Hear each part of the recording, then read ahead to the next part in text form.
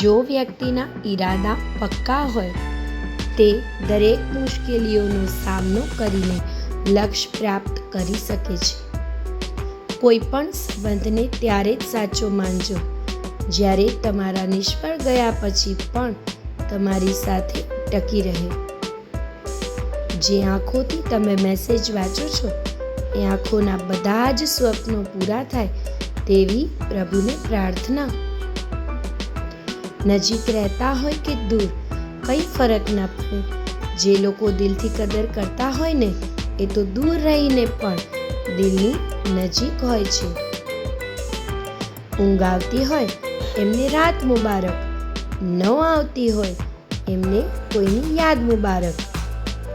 ઢગલો પુસ્તકો વાંચીને 2 લીટી પણ નથી લખી શકાતી, પણ એક કડવો અનુભવ તમને આખું પુસ્તક લખાવી શકે છે.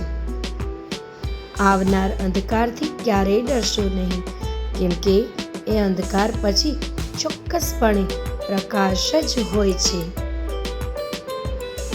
ઘરના વડીલોએ તમારું નામ રાખી દીધું છે. હવે નામ બનાવવું અને કમાવવું તમારું કામ છે. સુખ કમાવીને લાવ્યા દરવાજામાંથી, ના પડી ખબર કે ઉંમર ક્યારે નીકળી ગઈ બારીમાંથી. ચહેરા ક્રીમ પાવડરથી નહીં, મહેનતથી ચમકે છે સાહેબ.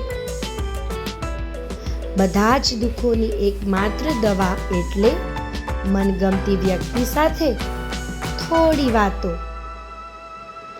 આપણે બીજા જોડે હંમેશા સારું જ વર્તન કરવું. એ ખોટો હશે તો એને પછતાવો થશે, અને જો આપણે ખોટા હોઈશું તો આપણને શીખ મળશે.